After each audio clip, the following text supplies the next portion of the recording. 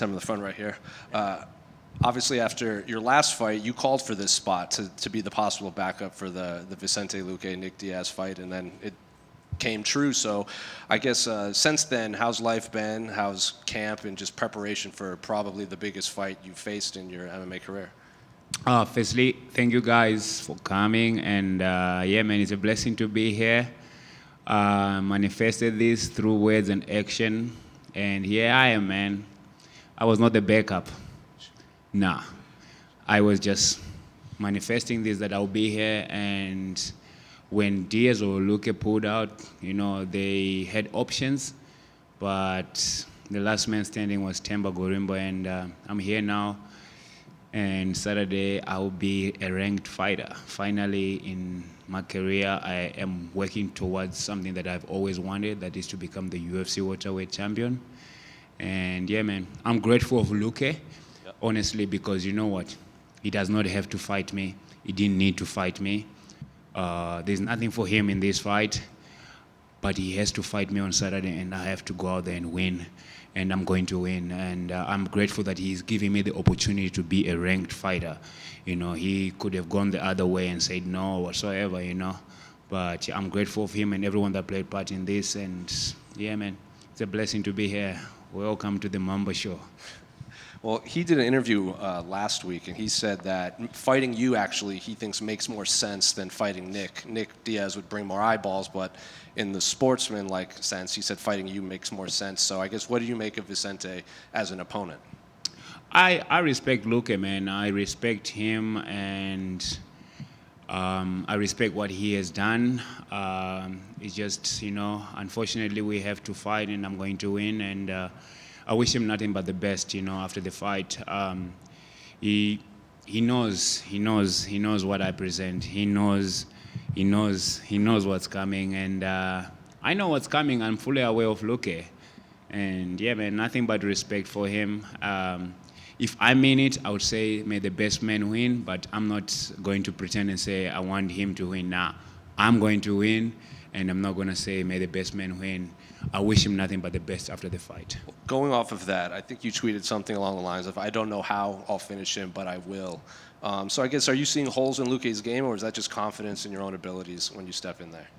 Brother, one of the things that I want is to go out there and be myself. I don't think I've lived up to my own potential, not to the world's potential. I don't care what the world says about me. Personally, I know what I can do. And I don't think I've lived up to that yet. And it's just this fight. It makes so much sense for me. I feel like this is my homecoming fight. Luque is good in all areas. And he's a dangerous guy. And when I fight dangerous guys, I do very good. Because you know what? I don't kind of like stall the fight and whatsoever. Like the guys, no disrespect to the guys I've been fighting, but the guys I've been fighting, like, you know, I kind of like go in there knowing I'm gonna win, and I'm sure of what I'm gonna do. But this one I know I'm going to win, but I'm also aware that this might be a war. I might have to bleed a lot in this fight to get this victory. And I'm prepared for that. And I know somewhere along the line I'm gonna get a finish. This fight is not going to the judges. I know this. I'm going to finish. I'm fighting to finish. How? I don't care. I don't want to put a stop sign on my potential. I know I can finish him on the ground. I know I can finish him standing. I know I can finish him anywhere. This is just, I want to be free, and I'm happy. I'm dangerous. And I noticed your social media profile picture is Marvin Hagler. You have something about Kobe Bryant in your bio. So I guess, do you just have like all of these heroes that you look to emulate, or just kind of like feed off of when you do step into the octagon? And you see my bald head, I didn't cut it. You know, the goatee. That's Marvin Hagler look. I mean, you have the mindset of war when you go to these fights. So that's why I have the Marvin Hagler. Kobe Bryant is my hero. That's why I always, you know, want to say Mamba mentality all the time, because when I switched my mind from just being the ordinary Themba to be the Mamba mindset, and when I started following a lot about Kobe Bryant, I realized my life was changing and my career take a turn. I always have worked hard in my career, and but when I started applying the Mamba mentality, it went to another level. And just last one for me, there's obviously a couple other big fights in your weight class coming up as well. And just get your thoughts on the co-main event between Shavkat and Ian, and then next week between Colby and Joaquin Buckley. I don't care about the guys that are fighting after me. When we get there, we'll cross that bridge. I don't want to. I work hard to be here. Why must I talk about other guys? The guy I will talk about is the guy who's in front of me. That's Luque. Those guys, they must do their business. When I get there, I'll cross that bridge and we'll talk about that. Thank you. Oh, sorry. You don't seem like the kind of guy to feel a lot of pressure, but is there extra motivation going into this because you asked for this and now you've got to deliver because you made it a big point that you want this fight? I don't have pressure, man. I'm Themba. I just go out there. I create pressure. I create my own pressure. I don't have to. I'm not under pressure from anybody or anything. I'm happy to be here. I'm just going to go out there and do my job. December 7th, 2024, I'm going to win by any means necessary. I don't have pressure. Thank you. Themba. My man. Are By you the way, excited? wait. Thank you so much for putting it out there to us, Dana, about this fight. And I think that was part of me getting this fight. There were other options. Almost lost this fight, not getting it. And I think it all came down to me having, so many people saying, Themba, Themba, Themba. So thank you, Emmy. It's a blessing. Thank you. Are you excited to be fighting in front of a crowd finally? Your first fight outside the Apex is on a big pay-per-view in Vegas. Are you excited? It's a fight. It does not matter where I fight. Even if I was fighting Luque in Mars, I don't mind, bro. As long as I'm getting that number, I didn't care. If they told me I was going to fight Luque in the Apex, I didn't care. What's important is the number next to his name that I want. If they took us to go and fight anywhere else in the world, I don't care. I'm gonna go and do my job. So I'm happy to just be in the UFC and to fight Luque. It's a blessing, and I'm gonna go out there and do my job. The crowd, it's a great thing because I feel like the Apex. No disrespect to the Apex. If they ask me to fight at the Apex, I'll do it over and over and over again. Because you know what? I'm in the UFC, bro. Only certain amount of athletes make it to this stage. So you gotta be grateful. But like the crowd, I feel like it's gonna bring my full potential. And I feel like the Apex has been holding me back a little bit. This is my homecoming fight. I'm ready to bleed. I'm ready to bleed. If my eye is gonna have to look that side for me to get this win, bro, I'm coming for everything. That's all I can say. What would a ranking mean to you? Your story, where you've come from. You've been asking for a top fighter. What would a ranking mean to you? This is not an accomplishment. This is not part of my goal. It's a step towards my goal. The goal is to become the UFC welterweight champion. The ranking makes my point valid. Do you get what I'm saying?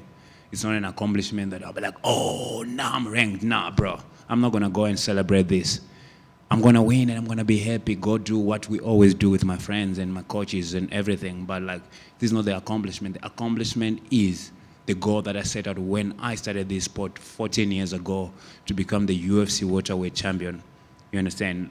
So getting ranked validates my point, and getting ranked can at least put me into fights that I need to get to the title. And finally, for me, can you talk a little bit about training at Extreme Couture and all your new sparring partners and training partners? Yeah, at Extreme, we're doing well. Got one of the best minds in the game, that is Eric Nickseg, is my head coach. And obviously, I have my coach, my wrestling coach, that is Sloan Hussein, and my boy, Sled. But other than that, training Extreme is good for me because I get to train with guys that were champions and the guys that only live to fight and want to fight. And most of the athletes that are there at Extreme are all UFC athletes. And it just, you kind of like don't know how good you are until you have to train with these guys, then you kind of like get that confidence that I'm actually good. And then I use the PI, my man Gavin at the PI and Becky, those guys, I think for the last 6 months, they've seen me at the PI training there 6 days a week, which is unheard of for them because I book them Monday to Saturday. Some fighters book them twice a week or 3 times a week. I book Monday to Saturday because I want to make the most of this, because there were times I wish to have times like this. Now I have to run with this. Themba over here, to your left. Extreme Couture and Coach Nixon got nominated for Gym of the Year and Coach of the Year. So how does it feel to be a part of that, and what would that mean for you guys if you guys are to come away with those 2 awards?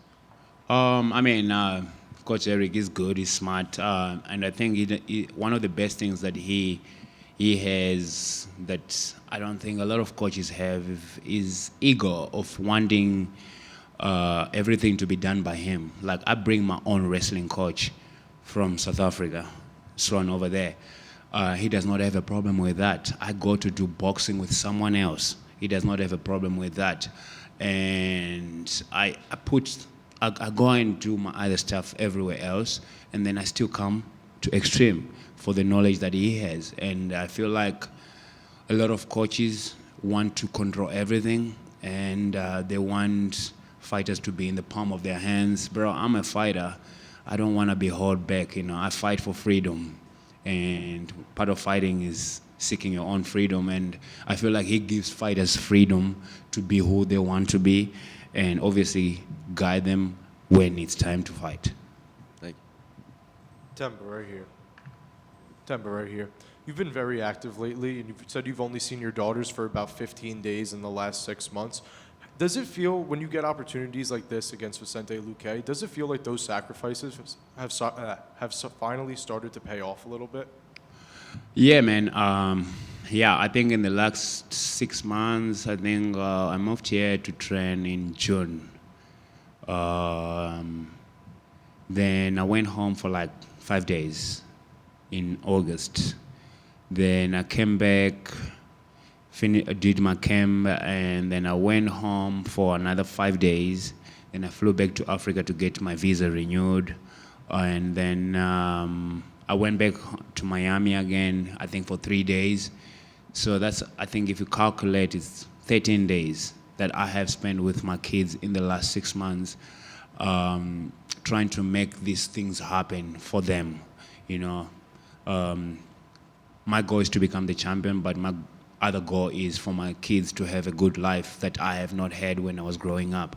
So everything I'm doing is for them in terms of like the monetary benefits and all that. But my main goal is just to become the champion. And I know becoming that comes all the other stuff, and that can solve the other puzzle for my kids' life. But coming back to your question, if you sacrifice, eventually something is going to give. And this sport is a sport of opportunities.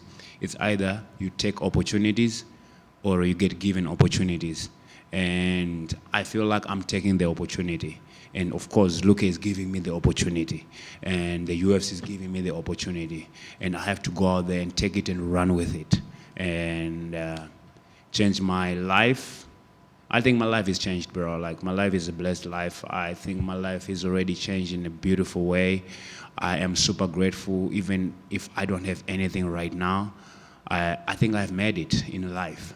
Because if you know where I come from, Zimbabwe, Bikita, it's a rural area, bro, like, where it's unheard of for me to just be here.